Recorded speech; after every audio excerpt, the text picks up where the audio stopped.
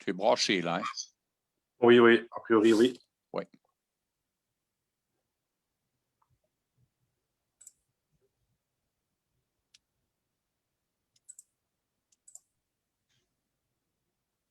Voilà, voilà, on est. Voilà. Eh bien, bonjour à tous. Je pense que voilà, le live est OK. Je vois le petit bouton rouge, donc c'est parfait. Mais voilà, donc heureux de vous accueillir cet après-midi. Bonjour Edouard. Bonjour.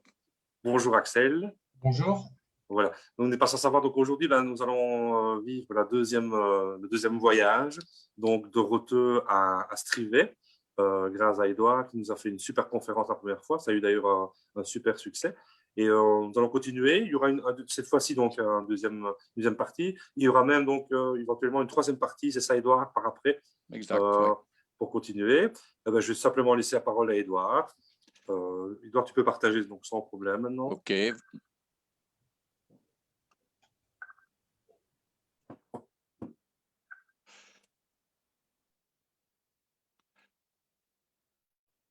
Il met un message, l'animateur a désactivé le partage d'écran. Voilà, Edouard. Normalement, ça doit être bon pour l'instant. OK, j'ai réessayé. Voilà. Voilà, c'est parfait. OK, Voilà, on commence à... je mets en... Ça, c'est la dernière. Mais au début, hein, quand même. Comme oui, ça, c'est mieux. C'est mieux, hein? Tout à fait. Comme ça, on voit tout ce qu'on va voir. Hein? Voilà, voilà. On est parti là. Oui, Edouard, oui. Eh bien voilà, bonjour à tous pour cette deuxième partie de voyage. Donc la première fois, effectivement, nous étions partis de Neuville jusqu'au château des Granges. Cette fois-ci, nous allons poursuivre le voyage jusqu'à Strivet. Il y aura effectivement une troisième partie de Strivet à Plainevaux parce qu'il y avait vraiment beaucoup de matière.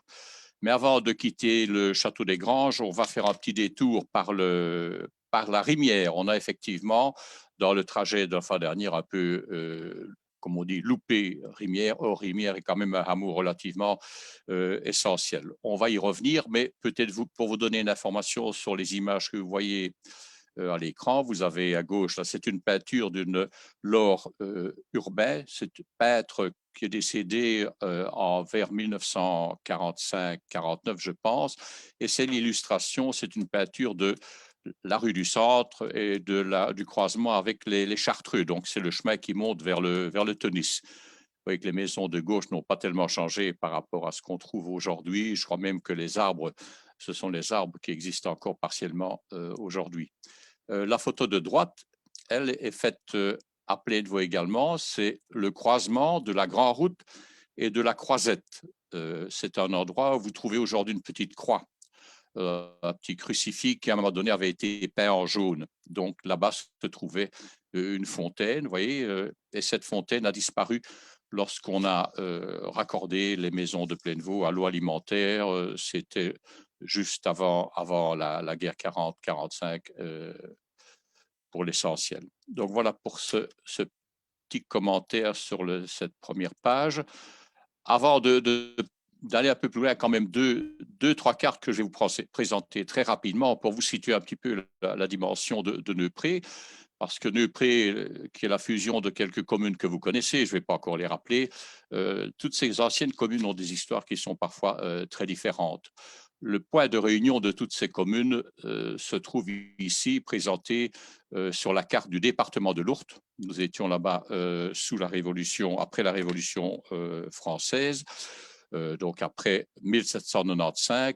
Ce département de l'Ourthe, vous voyez Liège au centre, correspond pratiquement à l'étendue de la province de Liège d'aujourd'hui, si ce n'est la partie droite. Là, il y a une partie de ce département de l'Ourthe qui se trouve aujourd'hui sur le territoire allemand.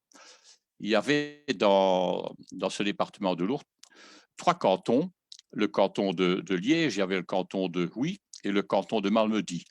Ce sont des cantons qui ont eu la vie dure parce que jusqu'à pas tellement longtemps, Nandrin, pour un certain nombre de choses, dépendait de Huy. Vous voyez, donc ça, département de l'Ourthe à partir de 1795. Ceci a disparu évidemment avec l'indépendance de la Belgique en 1830. Autre carte, pour vous dire que la commune, que les anciennes communes appartenaient d'une part à ce qu'on appelle le pays de Liège et d'autre part au duché de Limbourg. Et vous avez sous les yeux la carte du duché de Limbourg. On est là-bas au XIIe, XIIIe siècle. Et ce duché de Limbourg est coupé en deux. Vous voyez que vous avez la partie au-dessus de la carte, dans laquelle vous trouvez des communes Clermont, Volkenrath, Montsant, etc. Et puis, en bas à gauche, ce qu'on appelait les seigneuries au-delà des bois. Et vous voyez que ces deux parties du duché de Limbourg étaient donc séparées d'une part par la principauté de Liège, mais aussi par le marquisat de Franchimont. Nous nous trouvons à Neupré, vraiment en tout cas partiellement, dans ce qui est cette seigneurie au-delà des bois. Il y en avait 7 de seigneuries, je vais vous les citer. Il y avait Esneux, la plus grande, on y trouvait aussi Beaunier, Tavier, La Chapelle, Sprimont et Villers-Sautour, et La Rimière. Première distinction ici, vous voyez qu'on n'a pas cité Roteux. Pourquoi? Parce que Roteux faisait partie de la seigneurie d'Esneux, tandis que La Rimière était une seigneurie à part entière. Voici plus en détail, ce qui vous permet de voir un peu les limites de la commune. Vous voyez en jaune le pays de Liège. Donc là, on n'est pas dans les seigneuries, c'est le pays de Liège auquel appartenaient les communes de Plainevaux, de la Rosière, même le Troubotin. Donc c'était Estrivet, pays de Liège. Seigneurie d'Esneux, on y trouve le bout de Roteux, on y trouve Roteux. Et puis, vous voyez à gauche la seigneurie de la Rimière, qui était une seigneurie à part entière. On trouve en dessous La Chapelle, Beaunier, Tavier, etc. Donc, vous voyez que nos anciennes communes appartenaient à des régimes. On était ici sous l'Ancien Régime, donc avant la Révolution française. Nos communes appartenaient à des régions et à des gestions tout à fait différentes. Avant de partir vers Plainevaux, je vous ai dit qu'on allait faire un petit détour par la Rimière, parce que la Rimière, comme je viens de vous le dire, était quand même quelque chose d'essentiel. C'était une seigneurie à part entière. Et sur cette seigneurie, j'ai pointé quelques bâtiments relativement intéressants. Le premier, en haut à gauche, ce qu'on appelle, ce que les habitants connaissent encore comme étant le centre de cure. Le centre de cure qui était installé à l'emplacement du lotissement de la Haie des Moches que vous avez ici. Vous avez en bas à gauche la ferme d'Angox qui se situe là-bas, donc au carrefour de la rue Rimière et de la route de la Croix-André. Ce bâtiment vient d'être rénové. Et puis enfin, la Brassine qui se trouve là-bas, du côté du hameau dit de l'Abbé. Si je les prends en détail, voici le premier bâtiment, qui est la villa qu'on appelle la villa de la Rimière, qu'on appelle parfois la villa Vichère, parce que avant le centre de cure, cette villa a été construite par un monsieur qui s'appelle monsieur Vichers. Et ce monsieur a en fait épousé une madame Dubois qui a hérité de ce terrain.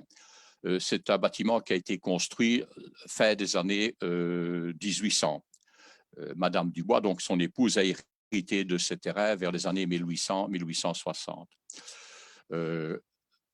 Cette villa construite a été ensuite occupée par le fils Jacques, et on a des traces de ce monsieur dans du courrier qui date de la guerre 14-18, parce que ce monsieur Vichers a pas mal aidé les gens de la commune. Il y a quelques donateurs comme ça, dont la famille de Lamine aussi, qui ont apporté une aide assez consistante aux habitants de Roteux et de la Rimière pendant la guerre 14-18.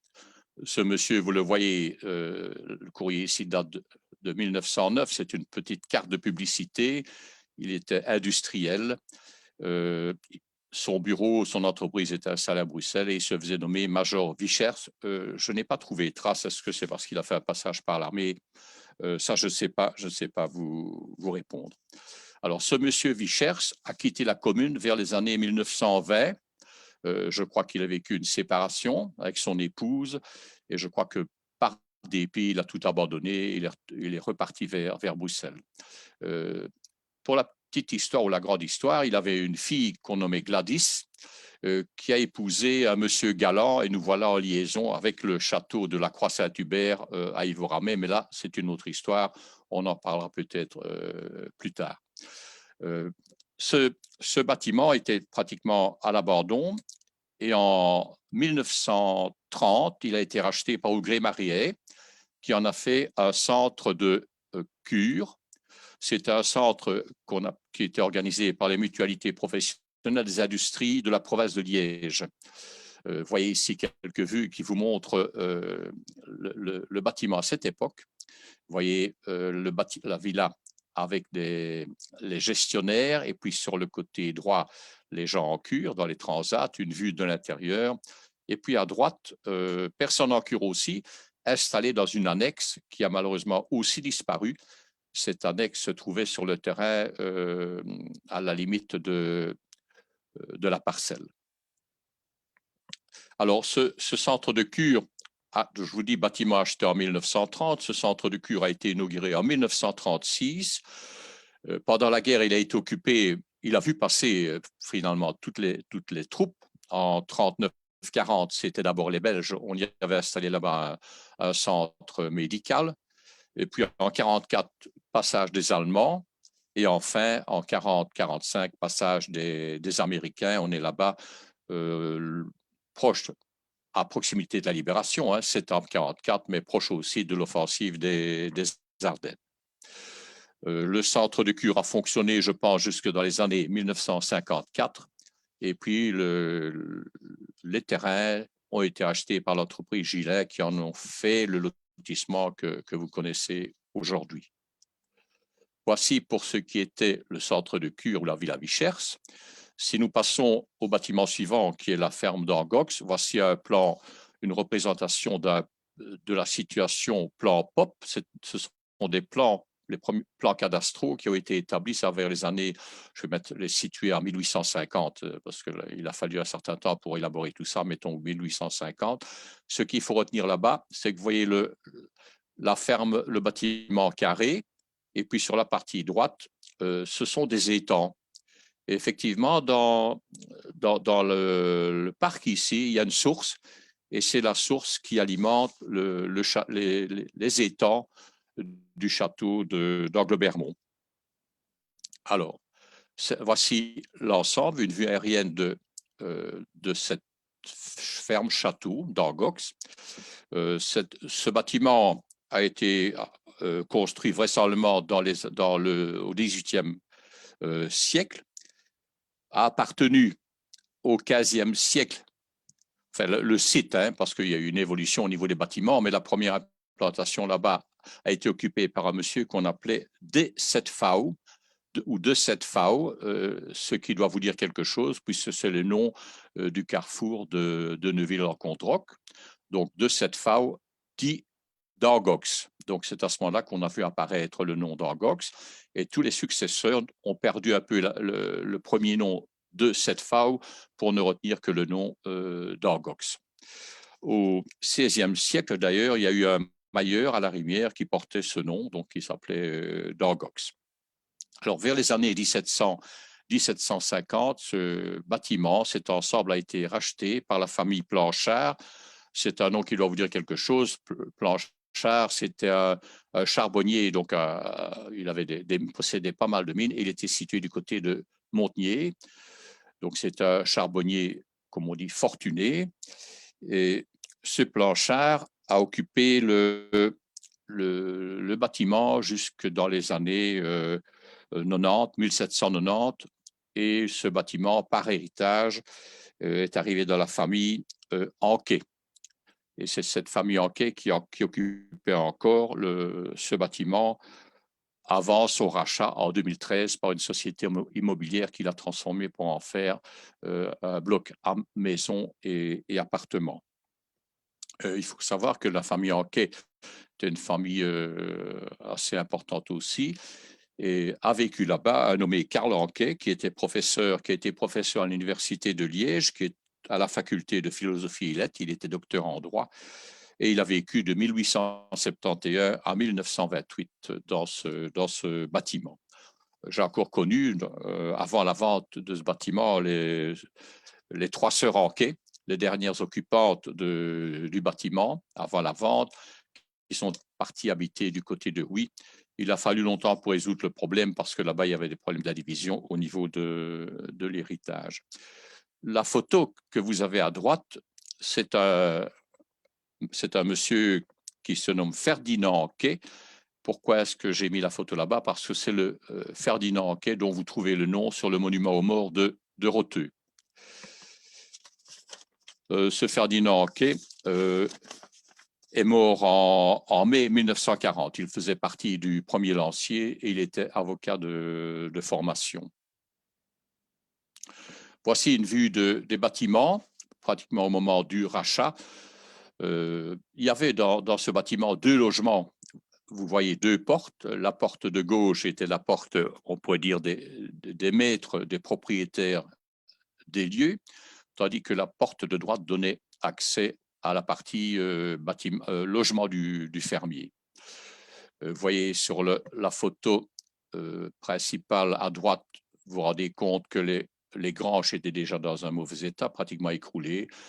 De même, photo en bas à gauche, de même que le porche. L'intérieur recelait quand même pas mal de choses intéressantes. Ici, c'est une sélection de quelques éléments de la rampe. On est dans la partie propriétaire, évidemment. La rampe, vous voyez, décoration de cheminée et des portes en chêne qui étaient magnifiquement sculptées. Tout ça a malheureusement disparu parce que ce bâtiment, pour en faire le bâtiment que vous voyez aujourd'hui, ce bâtiment a été complètement vidé et réaménagé.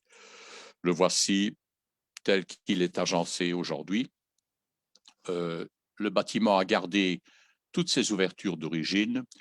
Les ouvertures qui ont été rajoutées, ce sont les petites ouvertures verticales qui ont été rajoutées et qui ne dénaturent pas tellement le bâtiment.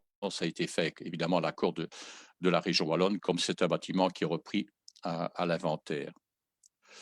Voici une vue actuelle du porche qui donne vers l'arrière, donc ce n'est pas côté rue. Et puis à gauche, vous avez un puits qui était à proximité du bâtiment, qui a été déplacé et mis le long d'un sentier. Il faut savoir, je reviens à la dia précédente, que vous pouvez faire le tour de cette propriété en entrant par la Drève, ici qui donne au départ de la rue Croix-André. Vous pouvez faire le tour de ce bâtiment. Il y a un sentier public qui a été ouvert et qui est tout à fait accessible. Et c'est le long de ce sentier que non seulement vous verrez la source qui alimente les étangs du château d'Anglebermont, mais aussi le puits dont je viens de vous parler. Nous passons alors au 3e bâtiment, la Brassine.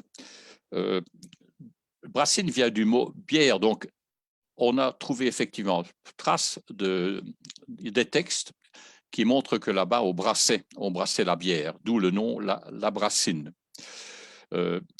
C'était aussi, je vous l'ai dit tout à l'heure, une seigneurie, la Rimière. Et il est vraisemblable que c'est dans ce document qu'on rendait justice. Donc la cour de justice était installée là-bas. Le Val Saint-Lambert a été propriétaire de ce bâtiment et après la Révolution, il a été acheté par la famille Planchard, dont je vous ai parlé déjà à l'occasion de la ferme d'Angox. En 1812, il est passé de la famille Planchard à une famille de propriétaires terriens, la famille Halleux et la famille Reuters, et puis à la famille Tornaco du château de Neuville-en-Condroz. Et puis tout naturellement, par héritage, au comte André de Lamarche. Vous avez certainement déjà entendu parler de monsieur Lamarche. Il est décédé accidentellement d'ailleurs en 2015. Dans cette propriété, il était âgé de 93 ans. Et monsieur Lamarche, c'était un industriel qui était en voyage fréquemment aux États-Unis pour l'entreprise FN. Et il avait, pour les anciens qui s'en souviennent, un magasin sur la route du Condroz, magasin où on vendait du matériel Browning, entre autres.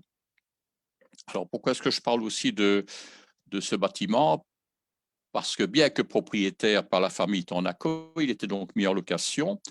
Et à un moment donné, il a été loué à un docteur qu'on appelait le docteur Jacob, que vous voyez là-bas.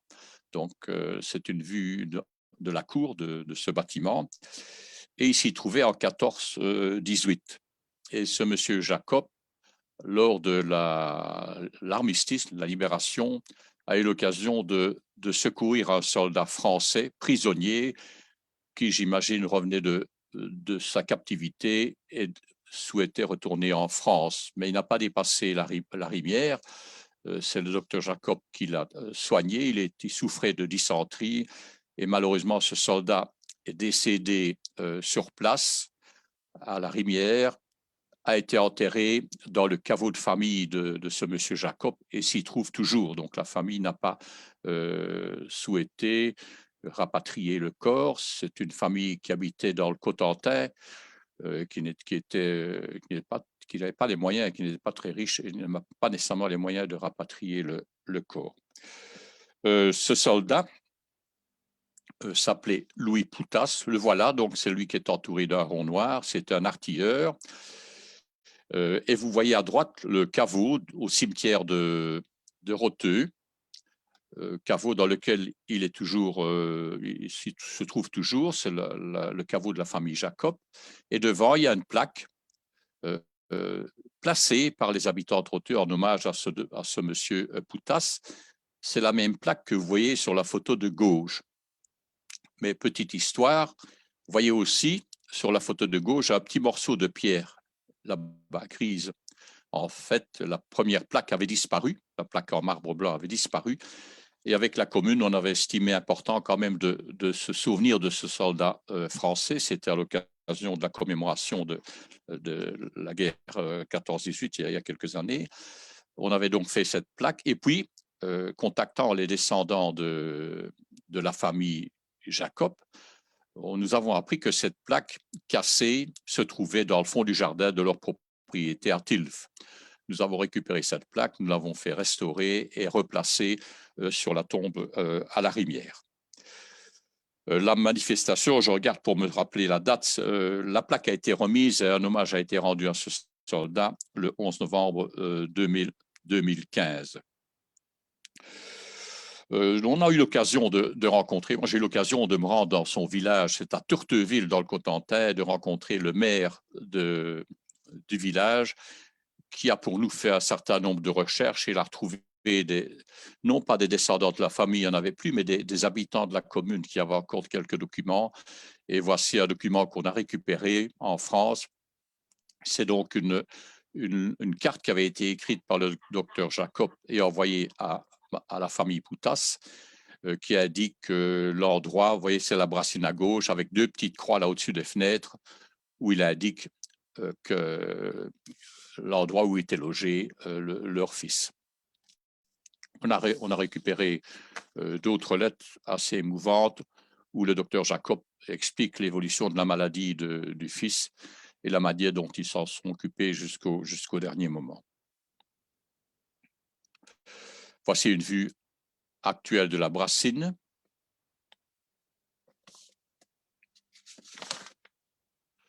Nous pouvons donc faire un petit saut et nous remettre au point de départ de cette deuxième balade. Et la vue aérienne que vous avez ici est la vue du château des Granges qu'on distingue à gauche, ici sur la photo. Vous voyez la ferme Halleux. Et là, entre les deux, il y a encore un logement ici et les écuries.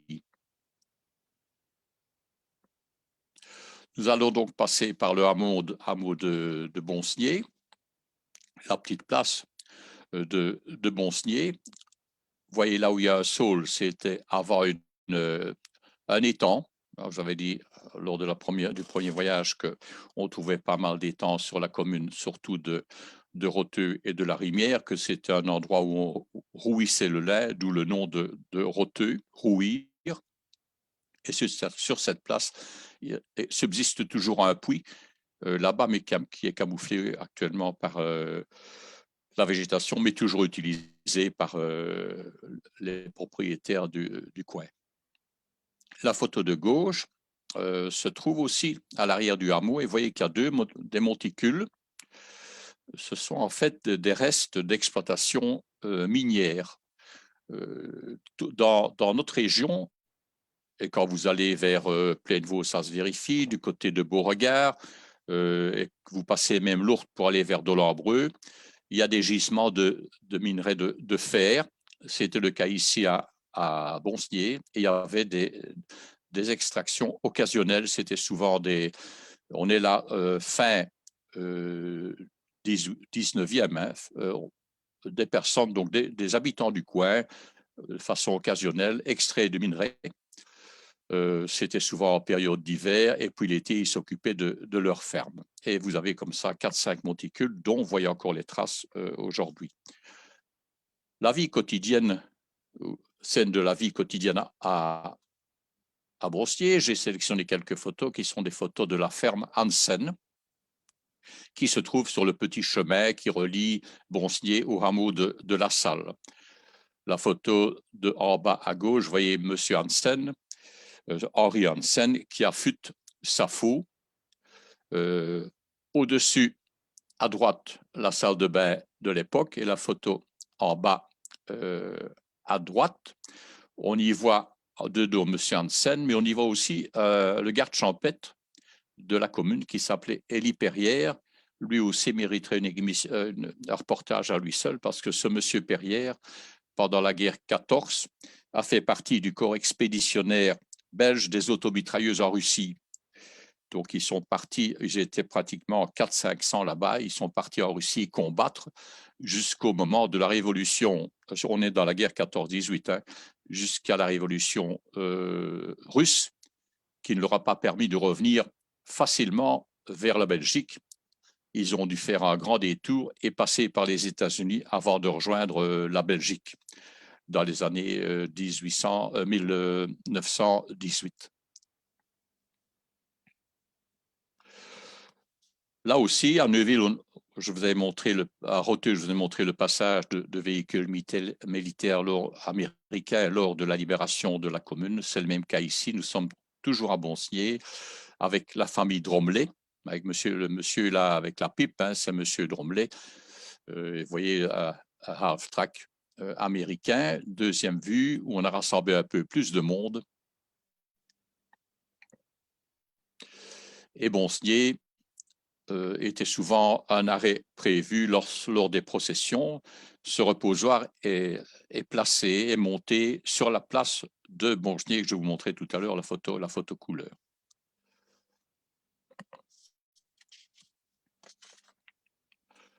Petite vue de Bonsier avant de descendre vers la vallée. Qu'est-ce qu'on repère sur cette photo? Vous voyez la route ici à gauche, c'est la grande route d'Esneux qui se poursuit. Vous arrivez ici et vous trouvez le chemin, le carrefour, d'une part qui vous ramène vers Bonsier, et en face, on ne voit pas bien, la route qui vous mène vers Strivet. Ce qui est intéressant aussi sur cette photo, qui date d'avant-guerre, vraisemblablement avant la guerre 40, vous voyez ici la ligne droite, c'est en fait le trajet du vicinal. Donc, on parlera encore de vicinal dans un instant.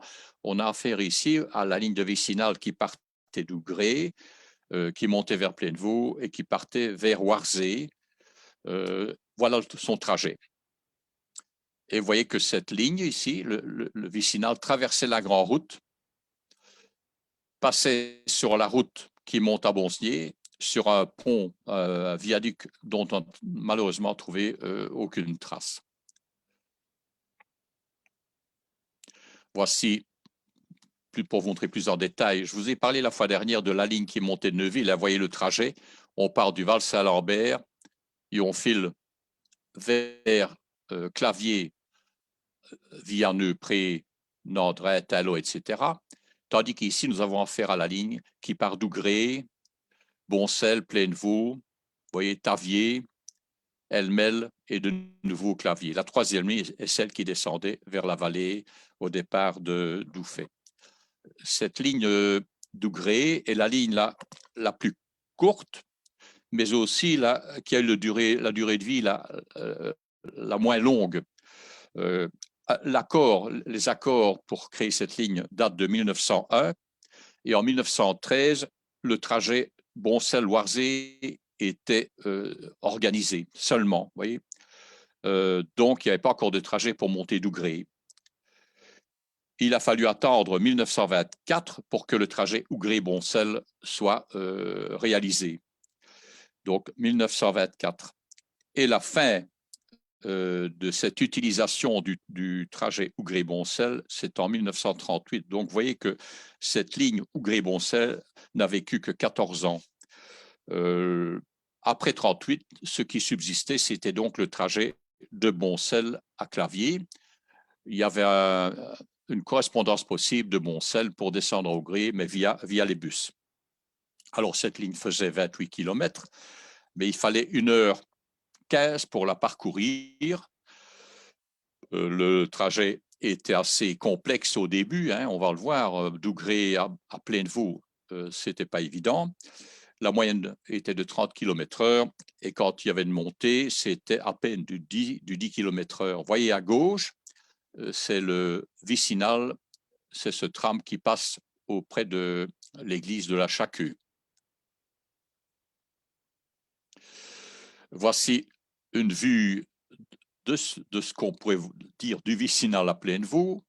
Vous voyez à gauche en bas, c'est l'ancien magasin jardinerie Torf et à droite, la pharmacie avec le trajet piéton qui est organisé aujourd'hui sur l'ancien trajet du vicinal. Et quand vous voyez la grande photo noir et blanc qui date de 1930, c'était à l'occasion du centenaire de l'indépendance de la Belgique, vous voyez derrière le char la voie ferrée qui s'amorce. Donc, elle quitte la grande route Plainevaux pour partir vers les campagnes et filer vers Ougré. Remarquez aussi le type de poteau de signalisation qu'il y avait à l'époque.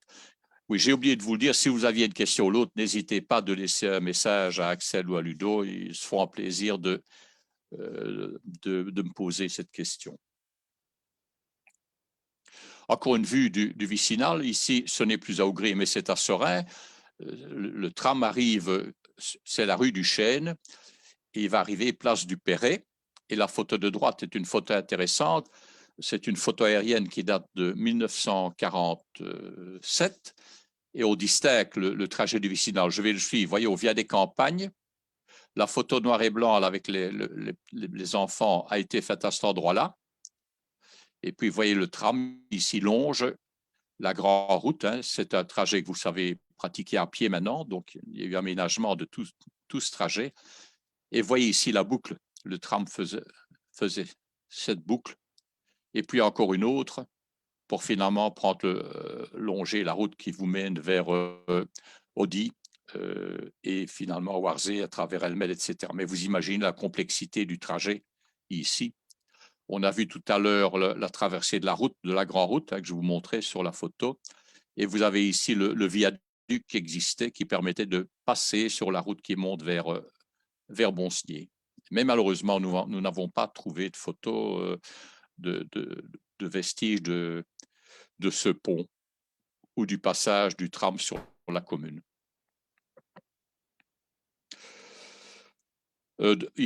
Dernière chose, je ne vous l'ai peut-être pas dit, mais cette ligne s'est complètement arrêtée pour les voyageurs en 1947. Elle a encore vécu quelque temps pour le transport de marchandises, mais pour les voyageurs, 1947. Toujours au même endroit, quand on rejoint venant de Boncenier, quand on rejoint la grande route, il y avait au coin une borne, ici une borne kilométrique que vous voyez, avec le chien du propriétaire. C'est une photo qui date ça juste après-guerre, 45. Cette borne, comme par hasard, on l'a retrouvée dans des déblais. En se promenant dans les environs de ce carrefour, on a trouvé dans des déblais ce genre de choses. On a eu l'attention attirée par l'élément et on s'est dit, tiens, de quoi s'agit-il? Ils ont demandé l'intervention du service travaux qui ont extrait cette borne. La voilà. J'ai mis cette photo pour vous montrer que c'est inutile d'essayer de l'emporter. Elle est bien ancrée dans le sol et ces ouvriers sont en train de la replacer. On a, si je me souviens bien, je vérifie la date pour le placement de cette borne. Elle a été placée dans les années 2000.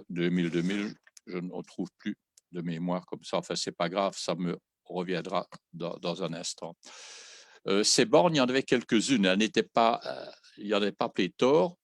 L'autre dont on a vu des photos, si vous avez été attentif lors du premier voyage à Neuville, il y avait le même type de borne installée sur la place à Neuville-en-Condroz. Les voiries, ces bornes se trouvaient sur les voiries essentielles. C'est ce qu'on appelait des bornes Michelin. L'origine de ce modèle vient effectivement de France. Et en France, on les appelait les bornes Michelin parce qu'au-dessus, dans la bande rouge que vous avez là-bas, je vais devoir ouvrir ma bouteille, il y avait une publicité Michelin. En fait, ces bornes sont faites sur des pierres de lave. Donc, la partie blanche, c'est de la pierre de lave qui est émaillée et cette plaque est sortie dans un élément en béton. Ce genre de signalisation a été d'actualité dans les années 1930-1940. Avant, c'était d'autres types de bornes et après la guerre, on a commencé à connaître les bornes les plaques de signalisation que vous connaissez encore aujourd'hui.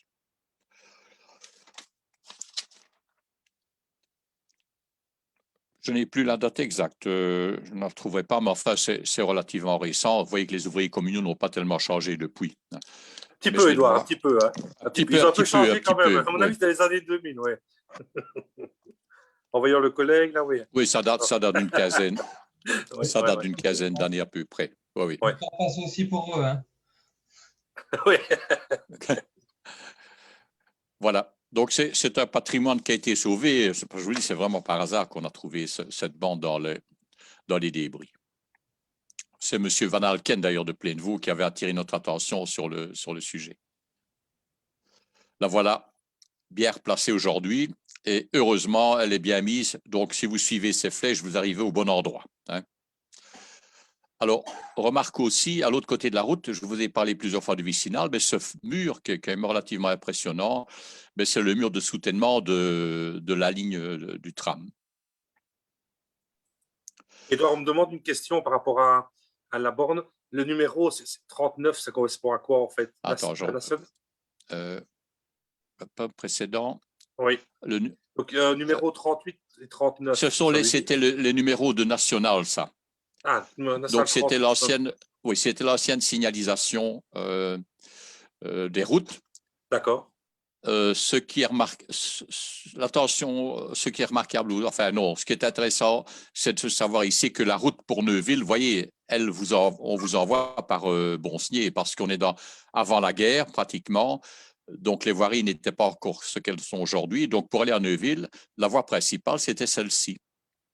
Alors qu'aujourd'hui, les gens de Bonsnier souhaiteraient que le trajet Neuville se fasse par la grande route, évidemment. Hein. Mais il est vraisemblable, ça je n'ai pas vérifié, que la route du Condroz n'était pas entièrement terminée. Je vous rappelle que le dernier tronçon de la route du Condroz, qui va du carrefour de Roteux à la pêcherie, donc au carrefour de la Tolle, a été inauguré en 1958.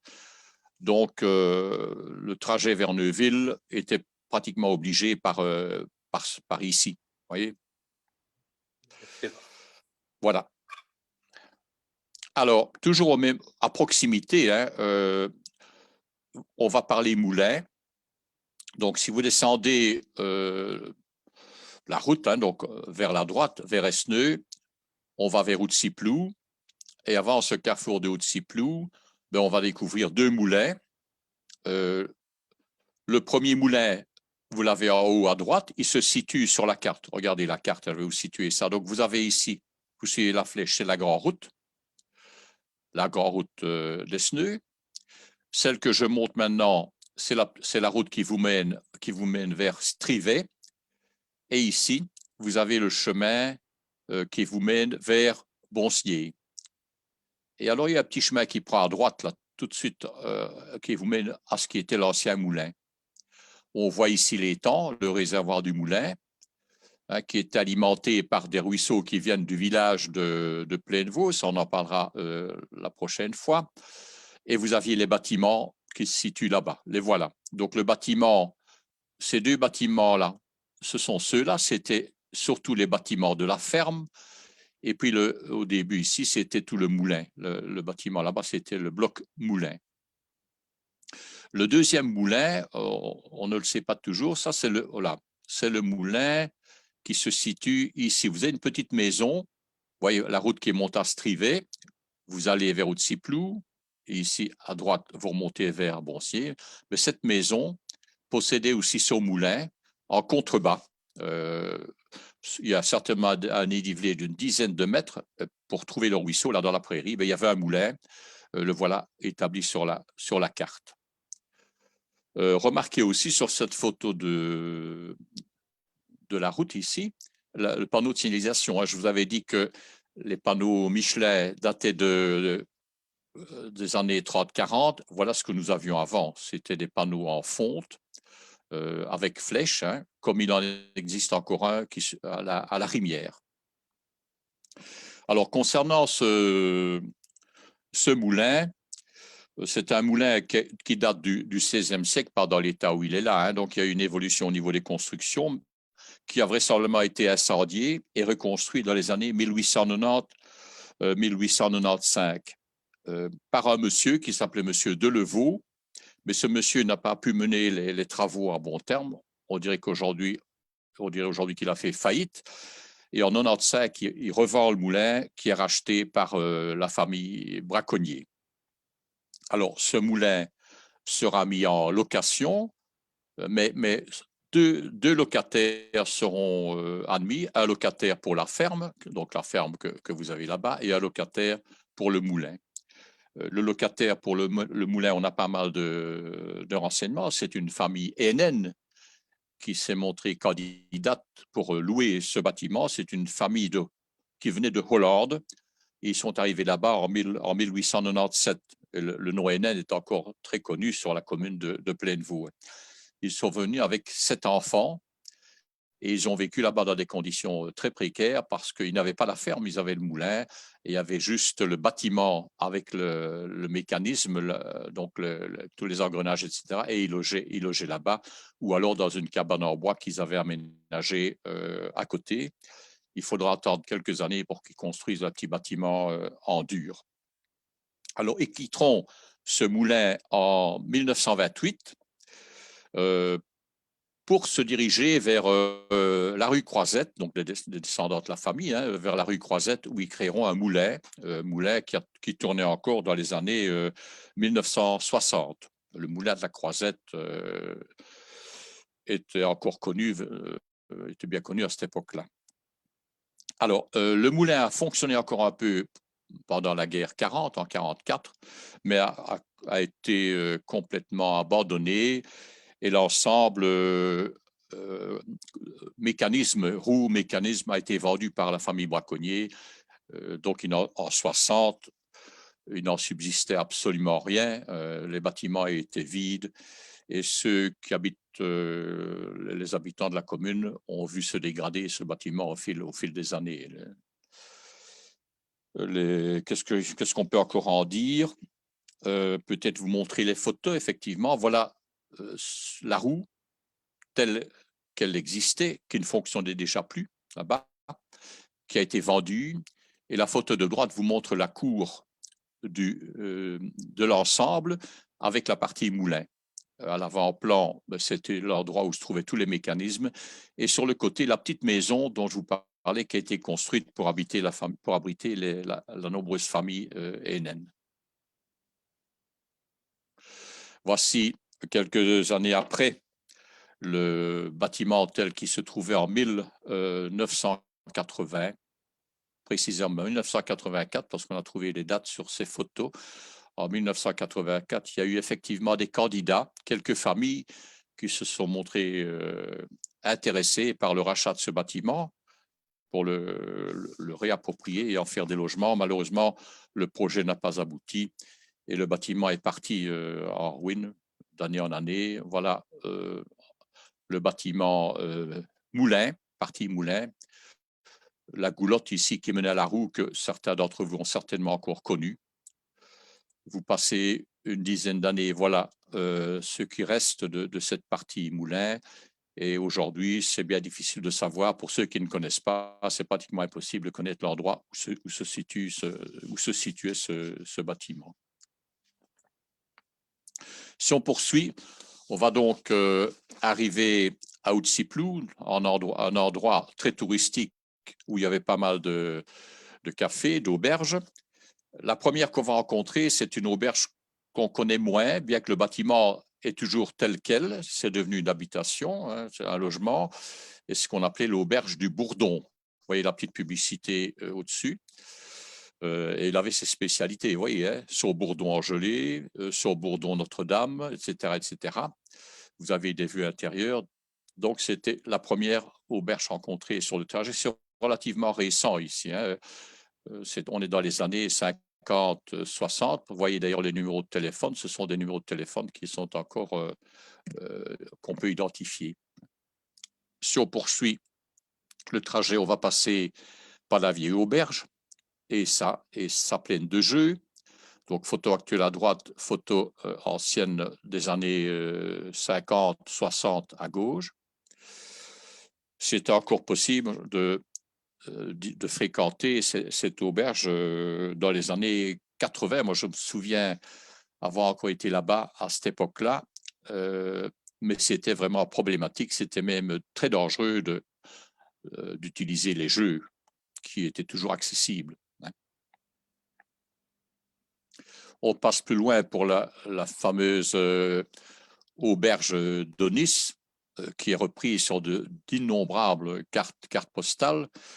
Vous voyez, avec les véhicules ici, on se situe largement avant la guerre, à la guerre 40. Il y avait là-bas 2 établissements. Il y avait la ferme d'Onis, l'auberge d'Onis, pardon, et puis il y avait l'auberge Bouillon, ici à droite. Cette auberge a été restaurée dans les années, je crois, dans les années 70, 75, et malheureusement a brûlé, est partie en flammes et n'a jamais été reconstruite. Si on fait une petite marche arrière, et si on monte vers Strivet, donc reprenons la route qui monte, oui, peut-être une photo d'abord de ce jardin, de l'hôtel de Nice. Le carrousel n'a pas complètement disparu. Il faudrait peut-être vérifier s'il existe encore, mais il avait été racheté en son temps par les propriétaires du moulin aidez-moi, de la Chapelle, voilà, moulin de la Chapelle. Et on le voyait d'ailleurs quand on passait sur la route à Limon, on voyait encore ce carrousel qui était peint en rouge, trôné dans le jardin de ce moulin. Voilà, alors je vous parlais d'une petite marche de Utsiplou encore, donc on ne va pas retourner vers la Fine-Pierre tout de suite, on va faire un arrêt quand même à Utsiplou, au carrefour de Utsiplou, avec à droite le petit monument, la stèle, qui a été installée là-bas par l'université d'Utsiplou, qui est une ASBL qui a été créée en 1995, qui se veut être un espace de réflexion démocratique. Et vous avez certainement été nombreux à participer à l'une des nombreuses conférences qu'ils organisaient.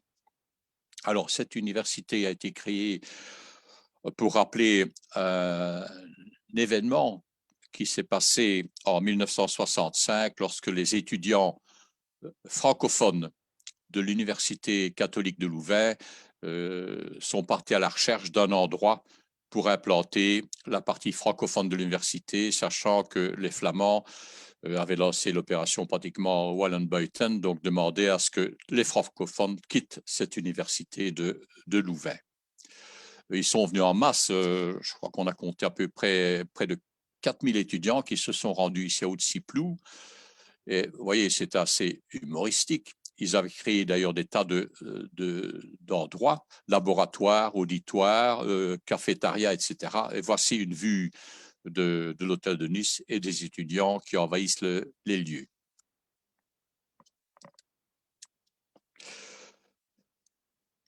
Alors, avant de passer à la Fine-Pierre, peut-être vous dire aussi que c'est en 1900, donc on est ici en hommage 1965 quand les étudiants sont présentés au Utsiplou.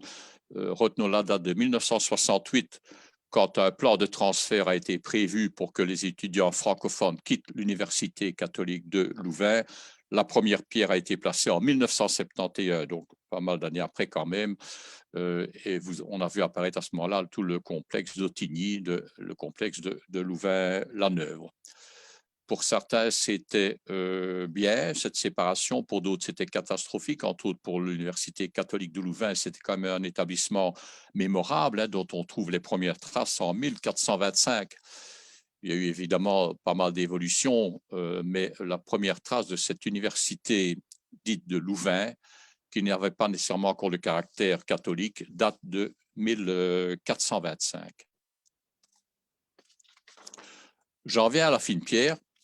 Maintenant, donc, on revient au carrefour Bonsnier-Strivet et on monte vers Strivet, que vous parcourez à peu près 500 mètres. Et puis, dans la colline à droite, vous trouvez au pied de ce fameux rocher, de cette roche, c'est en fait une pierre, un poudinque. Donc, c'est un agglomérat de roches qui est soudé par une espèce de ciment naturel. Alors, cette pierre, on en parle depuis longtemps. Certains y voient des traces d'un élément préhistorique. Hein. Mais là, on ne sait rien affirmer, ni dans un sens, ni dans l'autre. Certains associent ceci à des menhirs comme on peut trouver à Ouéris, à des alignements de pierres comme on en trouve dans les bois du côté de la Croisette, mais rien n'est sûr. Alors, suivant les éclairages, certains y voient dans cette pierre des représentations animales diverses. La photo de gauche, plus particulièrement, vous montre aussi au pied de cette pierre un petit abri en bois qui a créé la polémique à l'époque. On est là-bas dans les années début 1900, lorsqu'on travaillait à la création du vicinal. Hein, je vous ai cité tout à l'heure la date de début 1900 pour le vicinal. Ils ont stocké là-bas la dynamite qui servait à aménager la voie. Certaines personnes sont insurgées et on a déplacé cette réserve qui risque de mettre à mal cette fameuse pierre, cette fameuse fine pierre. Alors, il y a des tas de légendes, hein. Il y a des légendes qui tournent autour de cette pierre. Entre autres, une légende dit que régulièrement ou à certaines occasions, cette pierre peut descendre s'abreuver au ruisseau. Ça a été raconté par un auteur de chez nous, par Renaud Strivet, qui a écrit ce petit poème où il le dit, vous voyez, dans le début du texte, la fait parfois descendre aux marges du ruisseau. Hein. Alors, cette pierre est encore fréquemment visitée et interpelle. Ici, c'était une visite qui avait été faite avec le conseil communal des enfants il y a, à mon avis, un an ou deux. On trouve sur la commune pas mal de pierres de poudingue de ce genre du côté de l'Ermitage, entre autres, mais il y en a un peu partout sur la commune. Et ces pierres étaient exploitées soit pour faire des éléments de construction, des matériaux de construction, mais aussi pour tailler des pierres meulières. Donc, on taille dans ces blocs des pierres meulières. On en parlera dans le prochain voyage quand on se trouvera à la haie de la Rosière où il y a là-bas une exploitation de pierres meulières, entre autres. Hein. Voilà pour ce qui est donc de cette fameuse pierre qui se trouve en terrain privé, mais elle est fréquentée à petit chemin, un petit trajet, sentier qui vous y mène. On la voit bien maintenant parce que la végétation est dégagée. C'est plus difficile de l'apercevoir au printemps ou à l'été.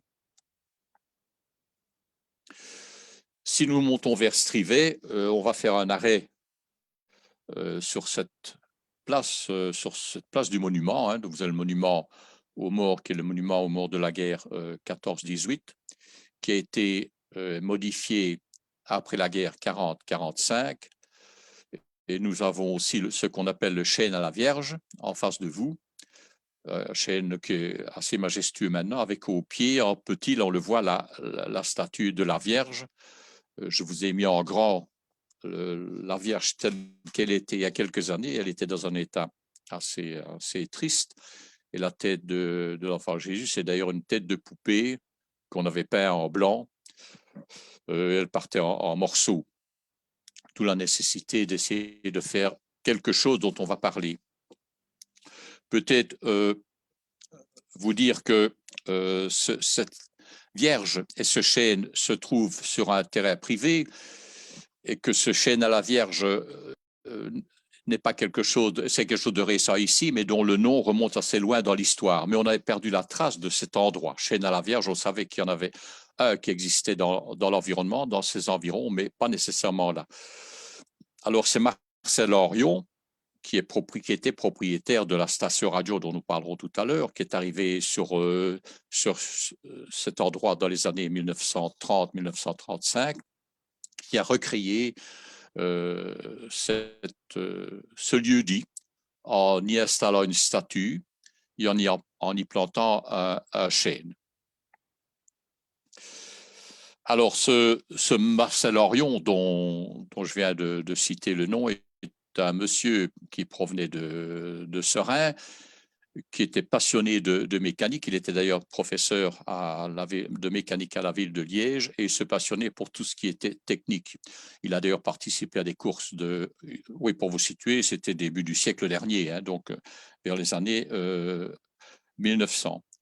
Il a participé à des courses moto Liège-Paris-Liège. Il est parti faire des stages de pilotage d'avion en France dans ces mêmes années 1910 et il est revenu d'ailleurs avec un avion en kit. Il est revenu vers Serein avec cet avion et il a eu l'occasion d'organiser des meetings à Serein. De là d'ailleurs le nom d'une rue de Serein qui porte le nom de rue de l'aviation. Alors, si j'en viens maintenant peut-être à la statue, cette statue a été inaugurée en 1955, donc ce lieu est recréé donc par Marcel Orion. Vous voyez aussi, remarquez aussi le lieu, hein, nous sommes à rue Grosse-Pierre, vous voyez qu'il n'y a pratiquement pas d'habitation, vous voyez que l'arbre, le chêne, est assez petit. Hein. Le descendant de Marcel Orion racontait, d'ailleurs, M. Pétain nous racontait que pour cet arbre, il a dû faire quelques tentatives parce qu'aucun arbre ne reprenait. Alors, cette Vierge, vous l'avez vu, était en très mauvais état, donc il s'agissait de trouver une solution pour la remplacer. Et une nouvelle Vierge a été commandée en Chine. Pourquoi la Chine? Parce que, tristement, peut-être, mais on a pu avoir en Chine des conditions, des coûts qui étaient relativement bas. Et vous voyez l'atelier en Chine, vous voyez l'atelier là représenté à gauche, vous voyez qu'on y taille différentes statues de différents types sur modèle. Hein. Donc, on avait envoyé là-bas la photo de la statue existante. Ce sont des ouvriers, c'est assez étonnant leur mode de vie, ce sont des ouvriers qui venaient dans ces lieux de taille, dans ces carrières, travailler pendant un mois, puis retourner dans leur village pendant la même période avant de reprendre le travail un peu plus tard. Donc cette Vierge a été envoyée de Chine, est arrivée, c'est la photo du milieu, et puis installée, a repris la place sur le socle, à la place de l'autre Vierge que M. Petermann, donc propriétaire des lieux, aurait souhaité conserver, mais qui est parti en morceaux. Alors, cette Vierge a été réinstallée, inaugurée au mois de mai 2015. Voici la manifestation qui a eu lieu à cette occasion, avec réception à la station radio, qui est en face, hein, là-bas, réception par la famille Petermann.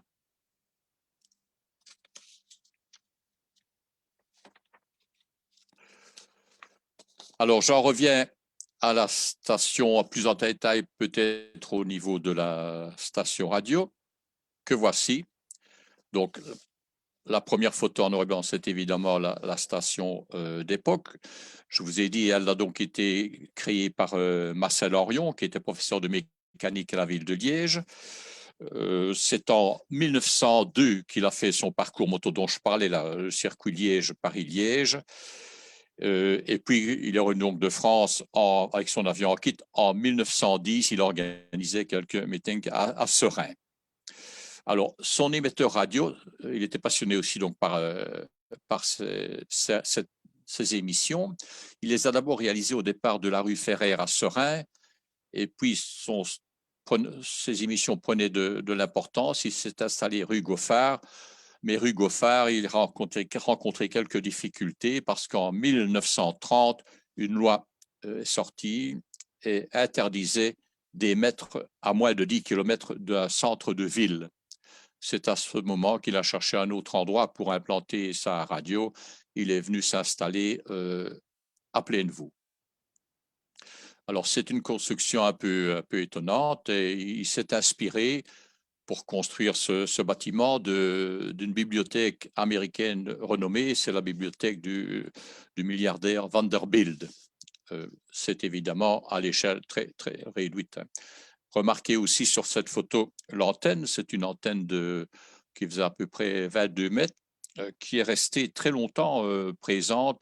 Je crois qu'elle a été démontée dans les années 1900-1976. Alors, cette radio a fonctionné donc de 1930 jusqu'à 1940, jusqu'à la guerre. Elle a eu son franc succès. C'est Marcel Henrion qui a inventé, si on peut le dire, les disques de Mordé. Mais avant ça, je vais vous montrer peut-être une photo du lieu. Vous voyez la construction de cette radio au milieu de nulle part. Hein. Quand vous comparez avec la photo d'aujourd'hui, c'est assez surprenant.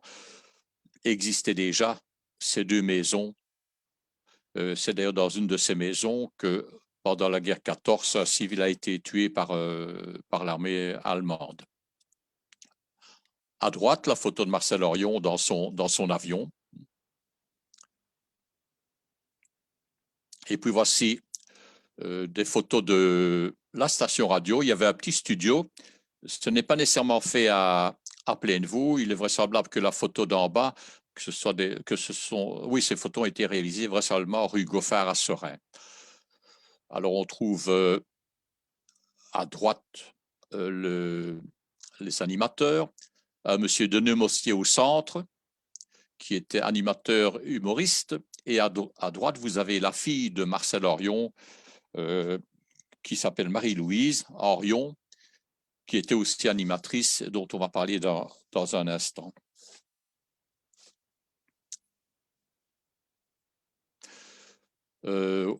Peut-être pour vous dire effectivement que cet endroit, cette station radio a vécu des moments assez pénibles. Hein. Je vous disais qu'elle est arrêtée en 1940, cette radio, occupée par les Allemands pendant la guerre pour brouiller les émissions de Londres.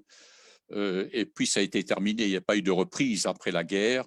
L'antenne, pendant la guerre, a certainement été occupée aussi par la résistance, utilisée en tout cas par la résistance. Mais c'est un lieu un peu où sont passés des événements dramatiques parce que Marcel Henrion, donc la fille de Marcel Henrion, qui s'appelait Marie-Louise, que nous venons de voir, a marié un monsieur qui s'appelait Félix Petermann, que vous avez ici à gauche sur votre écran.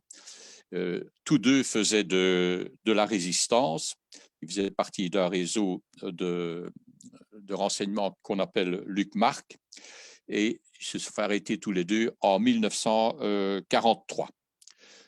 Ils ont été arrêtés pratiquement à la même époque que le deuxième personnage que vous voyez sur la photo, qui s'appelle Paul Huberti, dont nous reparlerons dans le voyage, dans le prochain voyage. Hein.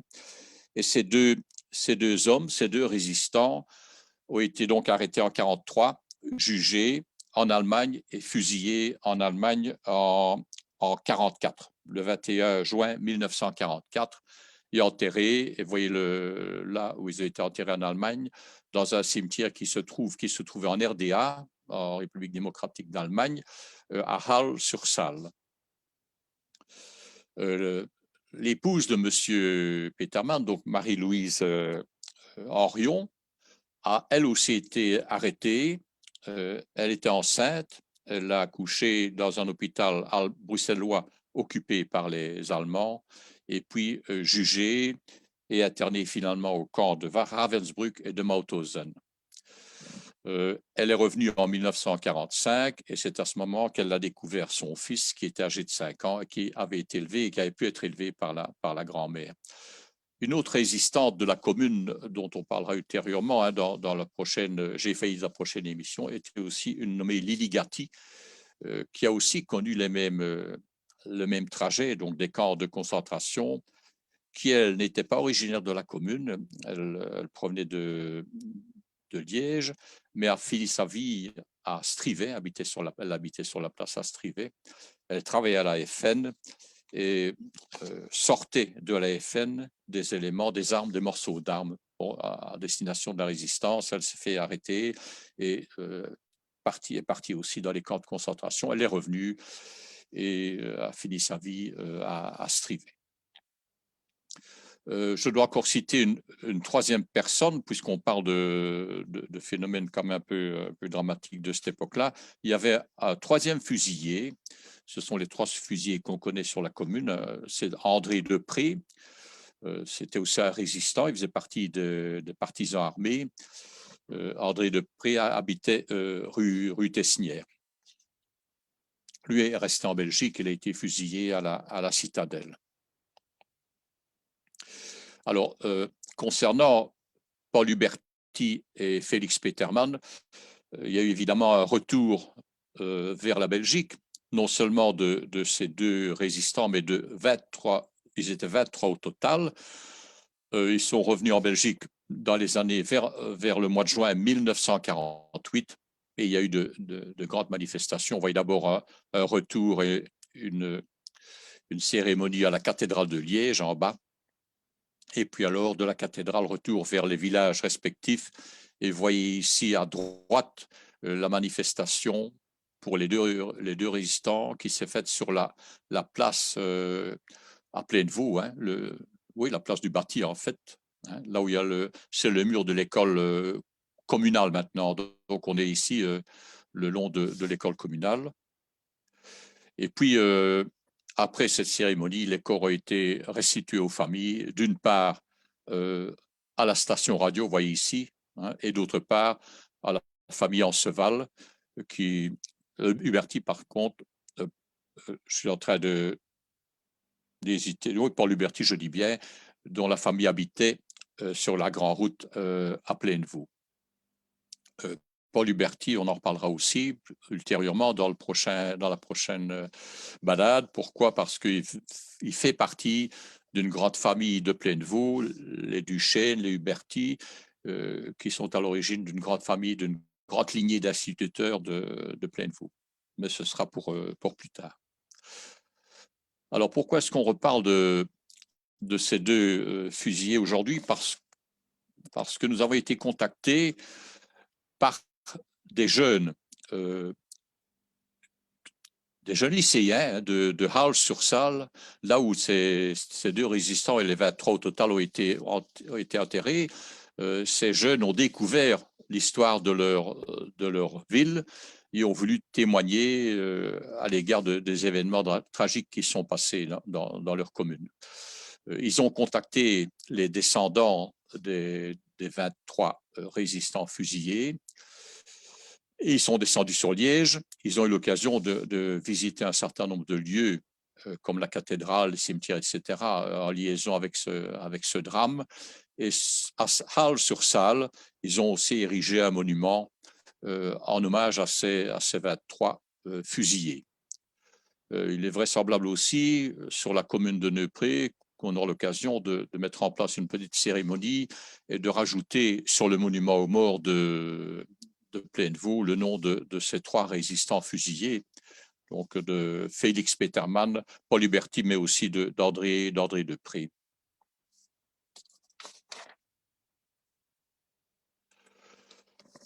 Alors, la visite se terminera bientôt, parce qu'on s'arrêtera après la visite de ce monument. Donc, on est ici un peu plus loin, devant le monument en hommage au commandant de Menten, de Horn.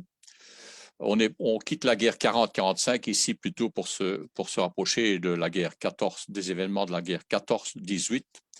Nous sommes le 5 août 1914 et c'est à cet endroit que se trouvent les cavaliers du 2e lancier, commandés par le commandant Camille de Menthène de Horn. Ils sont accompagnés par un certain nombre de cyclistes, de régiments cyclistes, et ils attendent là-bas, ils sont en veille, ils attendent l'arrivée des Allemands dont ils ont entendu parler, les Allemands venant de la vallée de l'Ourthe. Et je vais vous montrer ici le plan. Donc, vous voyez ici les endroits que nous venons de voir. Ici, un petit arbre, nous étions au Chêne à la Vierge. Ici, l'endroit où se trouve le monument de Mentène. Et les Allemands venaient donc d'Esneux en prenant le petit chemin montant vers Strivet. Voyez à quoi ressemblait l'endroit à cet endroit. Nous sommes ici à hauteur du château de Strivet, ce qu'on appelle, tout près de la chapelle, ce qu'on appelle la ruelle Louis. Et quand vous regardez au loin, vous avez la route là qui monte vers le Chêne à la Vierge. Et là où vous avez des arbres qui existent toujours, vous avez la rue Rosière, donc la rue qui vous mène à la ferme de la Rosière en bordure d'Ourthe. Donc c'était des champs cultivés. Et à cette époque, nous sommes au mois d'août, 5 août 1914, donc le blé était debout, n'avait pas encore été coupé. Les Belges attendaient donc les Allemands là-bas, les Allemands se faufilant à travers les chaumes, comme on dit. Il y a eu une escarmouche, ce n'était pas un grand combat, c'était une avant-garde, une escarmouche, mais qui a quand même fait quelques victimes. Le commandant de Horn, le capitaine commandant de Horn, a été blessé mortellement là où il y a eu le monument. Il a été emmené à l'école de Plainevaux, soigné là-bas, mais n'a pas survécu à ses blessures. Il faut aussi 8 à 10 soldats ont été tués sur place. Mais plus grave aussi, c'est que les Allemands ont, sur le trajet, tué des civils, dont nous reparlerons lors de le prochain voyage, ont tué des civils, mais ont aussi brûlé des maisons, fait pas mal de dégâts. Il faut savoir que ces Allemands partaient en direction du fort de Boncel, mais qu'il n'était pas facile de vaincre ce fort. Ils ont dû attendre l'arrivée de l'artillerie lourde pour arriver à bout de ce fort. Et chaque fois qu'ils faisaient une marche arrière, il y avait des incidents graves qui se passaient sur ce trajet de retour. Incident à Strivet, incident à Esneux, incident à Poulseur, où il y a eu chaque fois des fusillés et des maisons incendiées. Le centre des Poulseurs, d'ailleurs, était complètement, incendié à l'époque. Alors, voici une photo de l'inauguration de ce monument. Ce monument a été inauguré très tard. Il a été inauguré dans les années 1935-38 et mis en place par le 2e lancier. Donc, c'est le régiment qui a proposé, si vous voulez, la mise en place de ce monument, qui a été alors cédé à la commune pour que la commune l'entretienne. Et c'est donc en 1938, je pense, que ceci a été installé, inauguré. Vous voyez le monde qu'il y avait à l'époque. Voici la photo avec le discours du bourgmestre de Plainevaux. C'était M. Gillon. À droite, vous avez une photo du commandant de Horn, de Mentène de Horn. C'est un pur liégeois parce qu'il a épousé une madame Sauvage, et cette madame Sauvage vivait au château de Tilf, qu'on appelle d'ailleurs ce château là au pont de Tilf, on l'appelle aussi le château Sauvage. C'est là que le commandant de Mentène de Horn s'est marié avec la fille de la maison, comme on dit. Voici une photo qui vous montre plus en détail le monument. Vous voyez les lanciers tels qu'ils étaient habillés à l'époque, et puis le lancier d'aujourd'hui. Quand j'ai dit d'aujourd'hui, c'était le lancier d'un peu avant la guerre 40, puisqu'on est dans les années 30 et quelques. Il y a eu régulièrement des manifestations devant ce monument aux morts, toujours à l'initiative du 2e lancier, Et puis le deuxième lancier a disparu, a fusionné avec d'autres régiments. Et les manifestations au départ de l'armée se sont faites de plus en plus rares. Il y a eu une manifestation importante qui s'est déroulée lorsque l'on a fêté, commémoré, si vous voulez, la mort de ce commandant de Menten, mais ça, c'est une histoire beaucoup plus récente. On en reparlera pour redémarrer la visite la fois prochaine. Sinon, moi, je vous dis à bientôt pour la suite de ce voyage. Et j'ai repris ici un café. J'espère qu'il sera ouvert pour notre prochain voyage. C'est un café de Strivet qu'on appelait chez Delao et chez Maréchal. La maison existe toujours, a été un peu changée. C'est une maison d'habitation. Tout ce qu'on peut espérer, c'est que ce soit ouvert pour la prochaine visite. En tout cas, merci à vous. Je suis toujours à votre disposition pour des questions, même plus tard. Vous pouvez mettre questions par mail. J'essaierai d'y répondre. Merci beaucoup. Merci beaucoup, Édouard. Merci à toi. Je coupe simplement le partage. Voilà. Voilà, super. Merci beaucoup. C'était super intéressant, comme la première fois par ailleurs. Je pense qu'on a déjà fixé la date du troisième rendez-vous, du troisième voyage, qui sera le lundi 22 mars. 2 mars, oui. Voilà, toujours à 14 h au même endroit. Alors, n'hésitez pas, évidemment, si vous désirez revoir la vidéo, il n'y a pas de souci, elle est disponible sur Facebook et également disponible dès demain sur YouTube.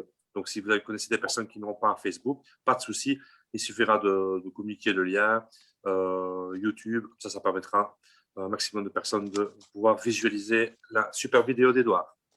Ben voilà, Axel, autre chose à ajouter? Rien du tout, rendez-vous absolument le 22 mars pour la troisième et dernière partie. Voilà. Ouais. Merci beaucoup, Édouard, en tout cas, à toi. Et je souhaite une bonne après-midi à tout le monde. Oui. À bientôt. À bientôt.